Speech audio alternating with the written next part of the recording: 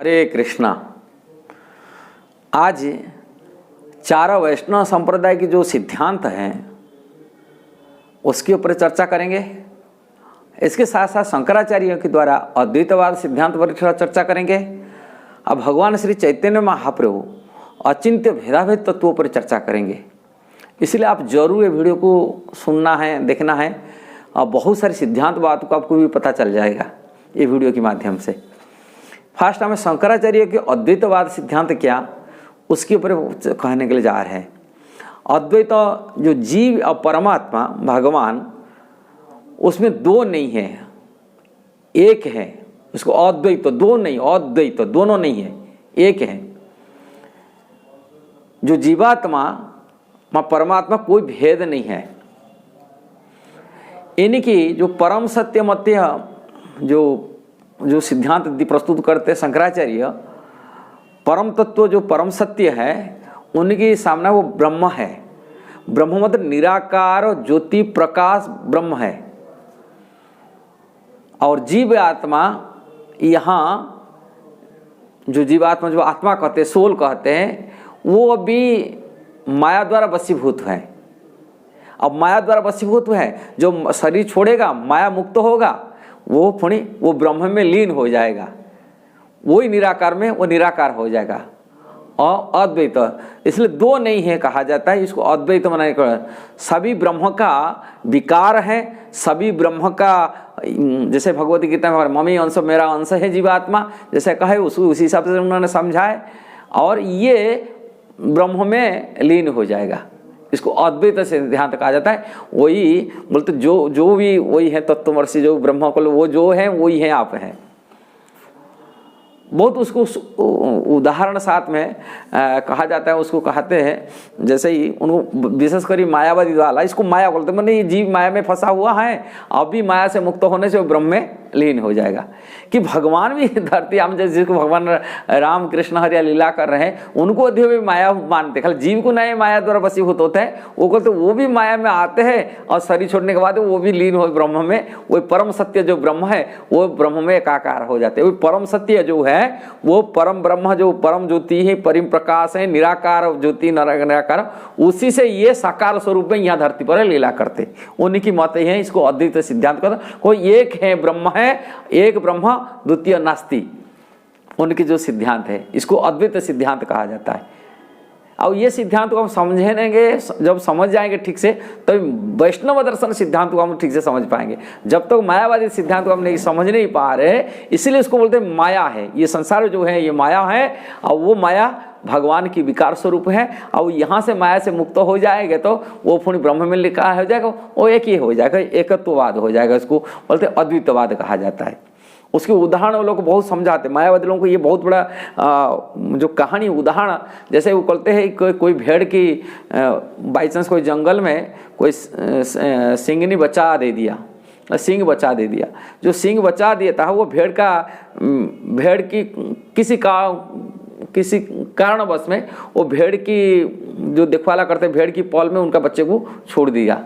वो ले नहीं पाया, भेड़ रखवाला करने वाले उसको भगा दिए और भेड़ का बच्चा सिंह का बच्चा वो भेड़ का साथ रहने लगा। जब सिंह का बच्चे के साथ रहता है और भेड़ सिंह चाहता था वो भेड़ अपना बच्चा को निकालने के लिए, किंतु हमेशा प्रयास करता था ऐसा। अब जो सिंह की बच्चे भेड़ की बच्चे के साथ रहते रहते और भेड़ जैसा बोलना लगता है, अब भेड़ जैसा घास भी खाना लगता था। किंतु अचानक सिंह अपना बच्चे को वहां से पकड़ के ले जाता है, अपने बच्चे को पकड़ के ले जाता है, भेड़ से निकाल के अपने बच्चे को ले जाता है एक तालाब के पास लेकर के उनको अपना स्वरूप को देखा था। देख तुम मध्य जैसे मैं जैसा हूँ तुम भी ऐसा ही हो, तुम भेड़ नहीं हो।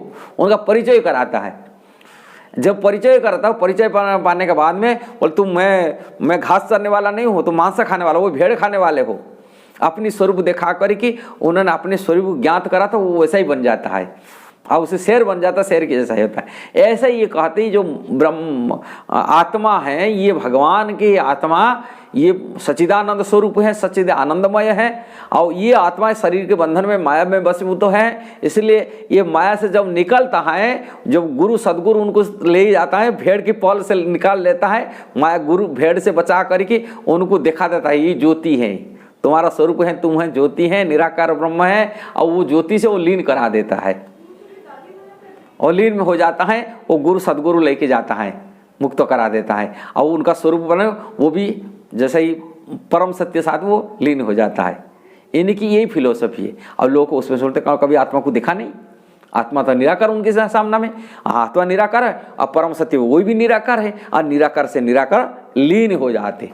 किंतु भगवत गीता में भगवान कहा है, दूसरी अध्याय की 12 नंबर श्लोक में भगवान बोलते, अर्जुन ऐसा समय कभी नहीं हुआ था, तुम नहीं थे, मैं नहीं था, न संसारी राजा लोग नहीं थे, हम सभी अपने अपनी जगह थे। 12 नंबर श्लोक में भगवान बोलते हैं, अर्जुन ऐसा समय कभी नहीं हुआ था। इसलिए ये वैष्णव सिद्धांत को काटते हुए इसलिए प्रभुपाद कहते, वैष्णव सिद्धांत को प्रतिपादित तो करते हुए प्रभुपाद इसमें बहुत ये मायावादी दर्शनों पर कमेंट्री लिख रहे हैं। ये श्लोक में गीता, न तो बाहु जातु नासम न त्वं नेमे जनाधिपा न चैव न भविष्याम सर्वे वयमतम परम। अर्जुन ऐसा समय कभी नहीं हुआ था, न कभी नहीं होगा, न मैं नहीं था, न तुम नहीं था, राजा लोग नहीं थे, सभी अपने अपने अस्तित्व रहते हैं। मैं जैसे आपको बहुत ही उदाहरण दे रहा हूँ, जैसे हम वीडियो कॉल करते हैं, या वीडियो कॉल करने से हमारा शब्द, हमारा रूप, ये दोनों इलेक्ट्रॉन में परिणत हो जाता है। जो इलेक्ट्रॉन में ट्रांसफर होने के लिए इजी होता है, कोई भी जगह चला जाता है। जो इलेक्ट्रॉन में परिणत होता है, हमारा शब्द इलेक्ट्रॉन में हो गया, छवि भी इलेक्ट्रॉनिक हो गया, दोनों इलेक्ट्रॉनिक होने के नाते, किंतु शब्द छवि कोई मिलता नहीं, अलग अलग होता है। और यूट्यूब में देखिए कितना पिक्चर हम डाला हुआ है आकाश में, कितना छवि है, कितना शब्द है, 1000 मोबाइल में फोन कर रहे, सभी इलेक्ट्रॉनिक परिणत होता है। और इलेक्ट्रॉनिक द्वारा क्या भी किया जाता है, किंतु सभी का शब्द अलग अलग रहता है, सभी का रूप भी अलग अलग रहता है, कोई मिलते नहीं। इसी प्रकार आत्मा शरीर छोड़ने के बाद भी वो मिलेगा नहीं किसी से, सभी आत्मा अपने अपने अलग अलग स्वरूप में रहते हैं। ये वैष्णव सिद्धांत। इसीलिए ये सिद्धांत को समझने के लिए हमारे वैष्णव आचार्य बोलते हैं, ना, भगवान जीव मित्र भेद है। क्या भेद है? विष्णु स्वामी बोल रहे शुद्ध अद्वैत, अद्वैत है। हाँ, कैसा है? उन्होंने शुद्ध अद्वैतवाद सिद्धांत को प्रस्तुत करते, भले अलग है, उसमें आत्मा के स्वरूप बारे में शुद्ध अद्वैत वाले, आत्मा सच्चिदानंद, परमात्मा भी सच्चिदानंद है। सत मतलब हमेशा रहता है, शाश्वत है। चित मतलब ज्ञानमय है, आनंदमय।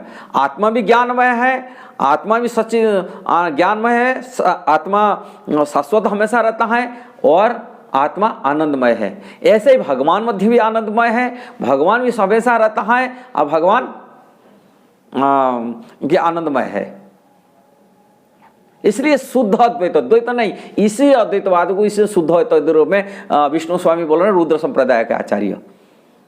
किंतु निम्बार्क आचार्य ठीक है भेद करी उनको बता रहे, भेद अभेद तत्व को बाद को प्रकार करते नहीं, भेद भी है अभेद भी है उनका हिसाब से। कैसा भेद है? कारण ये जीवात्मा माया द्वारा वशीभूत हो जाता है, ये जीवात्मा सूक्ष्म छोटा से है, विभु मालिक स्वामी नहीं है, मायाधीन ही है। किंतु परमात्मा भगवान वो ईश्वर है, प्रभु है, मालिक है, कंट्रोलर है, माया अधीश है, ये माया अधीन है, मायाधीश है। इसलिए भेद है। और अभेद क्या? जैसे वो जीव आत्मा भी शाश्वत है, परमात्मा भी शाश्वत है।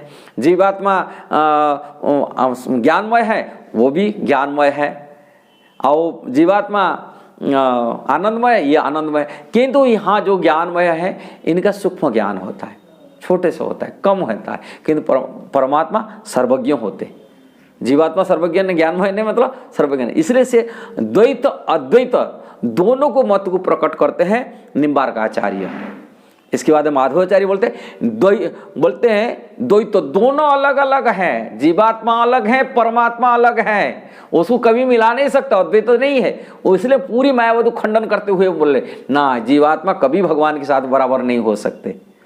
ईश्वर ने यही बात को प्रकट किया, कभी ये भेद दोनों को भेद कर दे कि परमात्मा परमात्मा है, वो परम श्रेष्ठ है, परम ईश्वर है, प्रभु है, मालिक है, स्वामी है, और जीवात्मा दास है, सेवक है, किंकर है। ये छोटा से कैसा उनके साथ बराबर हो सकते, इसलिए उन्हें द्वैतवाद के दोनों अलग है, दो अलग है, एक नहीं है। इन्होंने माध्वाचार्य सिद्धांत प्रस्तुत करते, किंतु रामानुजाचार्य कहते हैं विशिष्ट अद्वैतवाद, विशिष्ट अद्वैत विशिष्ट, वो जैसी प्रकार की शुद्ध अद्वैत तो कह रहे विष्णु स्वामी, सेम टू सेम रामानुजाचार्य कहते हैं विशिष्ट, ये बात को प्रकट करते हैं। किंतु भगवान श्री चैतन्य महाप्रभु गौरांग महाप्रभु वो कह रहे न अचिंत्य भेदाभेद तत्व को प्रकट करते, जीव या परमात्मा हिसाब से अचिंत्य सोच नहीं थे। जीवात्मा हम लोग को जो छोटे बुद्धि वाला क्या सोच सकता है, अभेद भी है, अभेद है, अचिंत्य भेदाभेद, भेद यही है। आप समझ रहे, छोटे से जीवात्मा, सूक्ष्म जीवात्मा, ये अब परमात्मा श्रेष्ठ है, सर्वज्ञ, प्रभु, मालिक, ईश्वर सब कुछ है, लेकिन जीवात्मा दास सेवक है, ये है। और अद्वैत तो अभेद ही है, अभेद है क्यों, वो उनकी अंश होने के नाते उनका गुण उनके अंदर में है। भगवान शाश्वत रहते हैं, जीवात्मा भी शाश्वत है, उसका भी जीवात्मा नष्ट नहीं है, वो भी अनादि है, ये भी अनादि है। हाँ, ये अनादि काल से, अनादि जीवात्मा भी अनादि काल से है, भगवान भी अनादि काल से है। और जीवात्मा पास में ज्ञान होते और भगवान पास में ज्ञान होता है। जीवात्मा कारण जड़ में ये नहीं होता है, ज्ञान नहीं होता है, आत्मा में होता है, कारण सोल है, ये सुप्रीम सोल है कृष्णा। और जीवात्मा भी आनंद में रहने के लिए चाहते हैं, सुख भोगने के लिए चाहते हैं, भगवान भी सुख भोगने के लिए चाहते हैं।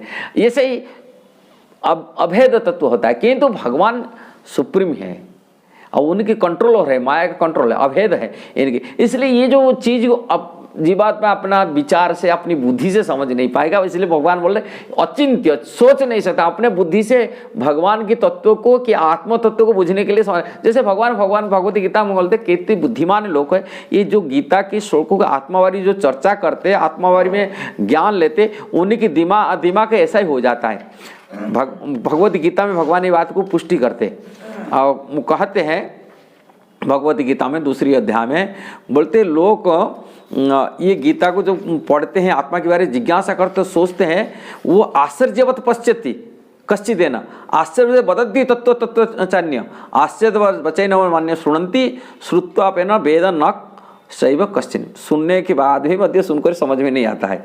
कोई आत्मा के बाद आश्चर्य कर देखता है, कोई आश्चर्य तरह बताता है, तथा कोई आश्चर्य तरह को सुनता भी है, और किसी सुनने वाले ये भी दिमाग में नहीं आता है।